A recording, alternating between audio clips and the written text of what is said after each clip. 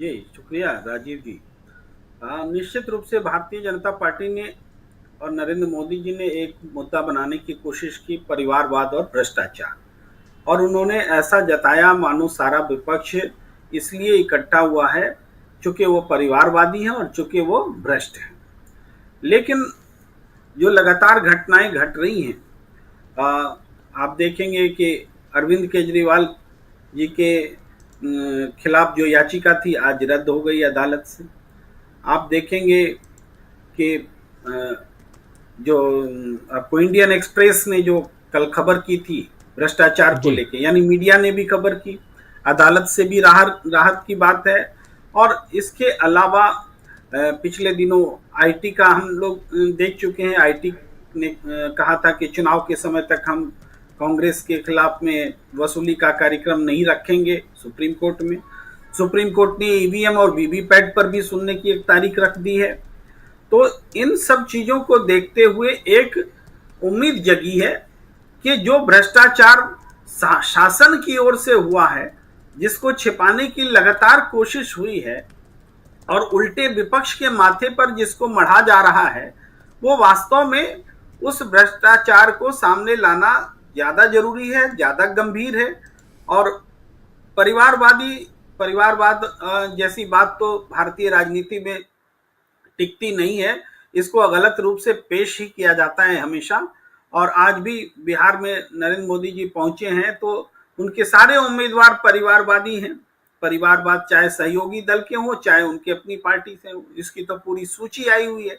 14-14 लोग जो हैं पूरे परिवार के लोग खड़े हैं उनके। तो वो किस मुंह से ऐसा कह सकते हैं? बिल्कुल। मेरा कहने का मतलब है कि परिवारवाद ये जी। ऐसा मुद्दा नहीं है जो इसमें आज जनता की प्राथमिकता में है।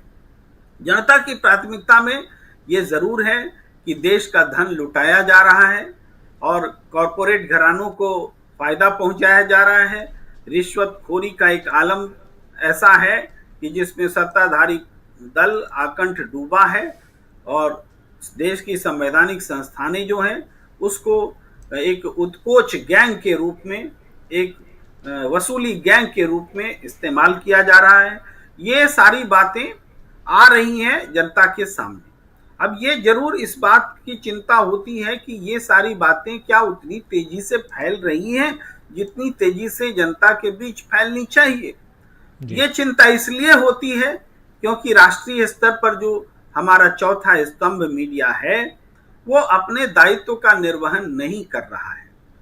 अगर अपने दायित्व का निर्वहन कर रहा होता तो आज घोटालों के पर्दाफाश की एक झड़ी लग जाती। तो ये जो कमी है, इसलिए लगता है कि जो उजागर हो भी चुकी हैं, क्या उस बारे में जनता तक बात पहुंची है? तो हम ये निश्चित रूप से कह सकते हैं कि जो पोल खोल खबर होती है उसके फैलने की गति संक्रामक कोरोना से कम नहीं होती है। जैसे जी। कोरोना फैलता है वैसे ही ये पोल, क्योंकि ये भ्रष्टाचार नेगेटिव चीज है ना, इस भ्रष्टाचार के बारे में कोरोना ही की तरह में ये पूरे देश में फैलता है, क्योंकि वो भी नेगेटिव है, वो भी देश को बर्बाद कर गया और भ्रष्टाचार भी देश को बर्बाद कर रहा है। तो भ्रष्टाचार के बारे में जनता के बीच तेजी से जानकारी फैलती है। तो हमें लगता है कि निश्चित रूप से जो बात छिपाने की कोशिश नरेंद्र मोदी जी कर रहे हैं और आक्रामकता में वो छिपाने की कोशिश कर रहे हैं, वो अपने आप उस मुद्दे को बड़ा बना रहे हैं जिसको वास्तव में वो छिपाना चाहते हैं। वो अच्छा है भ्रष्टाचार के मुद्दे पर ही बात हो और भ्रष्टाचार में जिनको आप संरक्षण दे रहे हैं, आप कह रहे हैं कि संजय सिंह ने बहुत कहा, अच्छा कहा, आपने बाइट सुनाई कि भ्रष्टाचार को भगाऊंगा भगाऊंगा और सबको अपने साथ लाऊंगा। उस हिसाब से भ्रष्टाचारियों को अपने साथ जोड़ रहे हैं। इसके अलावा एक और काम जो नॉन इशू की तरफ में जो ले जाती है मीडिया, ले जाता है, वो है कि कांग्रेस से गौरव वल्लभ ने छोड़ दिया, कांग्रेस से मुंबई में वो उसने एक नेता ने छोड़ दिया, तो पूरे जी। कांग्रेस में भगम भाग मची है। लेकिन गौरव वल्लभ जमशेदपुर हारे, गौरव वल्लभ उदयपुर हारे, गौरव वल्लभ को कल लग गया कि अब टिकट लोकसभा में नहीं मिल रहा है तो वो सनातनी हो गए। तो आज सनातनी कौन है जिनको जो नरेंद्र मोदी जी को विष्णु का अवतार समझने लगता है, मानने लगता है, वही सनातनी है। और तो सनातनी की कोई परिभाषा नहीं है।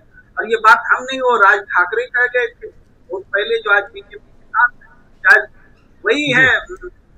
खैर, इससे हम आगे बढ़ते हैं। तो बात यह कि जब चूरू में सांसद कांग्रेस में आते हैं, जब हिसार के सांसद कांग्रेस में आते हैं, जब मुजफ्फरपुर के सांसद कांग्रेस में आते हैं और बीजेपी से आते हैं, ये लोग तो सांसद हैं, वो बीजेपी से कांग्रेस में आ रहे हैं, तो हवा किधर बह रही है सोच समझिए। जिनको टिकट नहीं मिला वो जा रहे हैं कहीं, वो एक अलग बात होती है।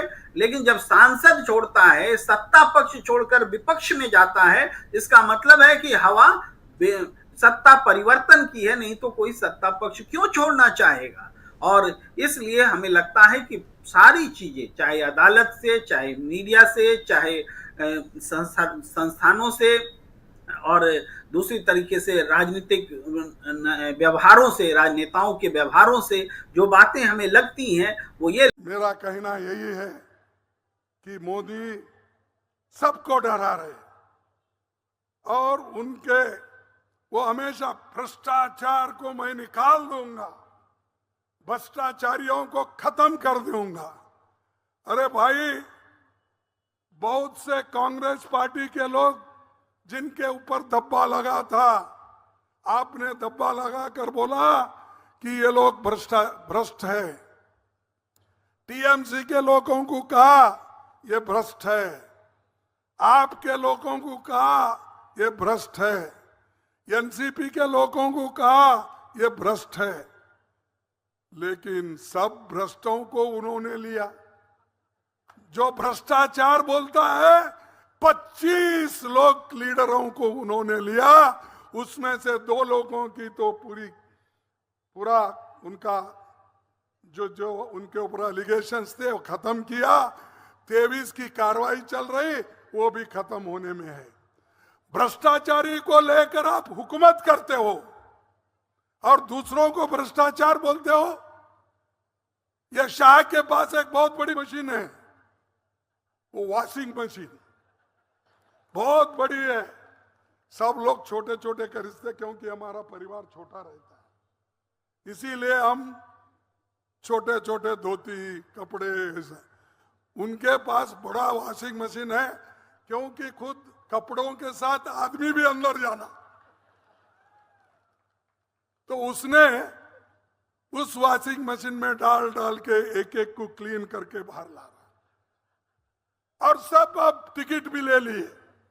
अरे भाई, जब तक हमारे पास थे वो भ्रष्ट थे, तुम्हारे पास आने के बाद 1 महीने में क्लीन हो गए। ऐसे मोदी जी का स्वभाव है, ये नकली है, ये झूठ है, और झूठे आदमी को आप कभी भी पालना नहीं।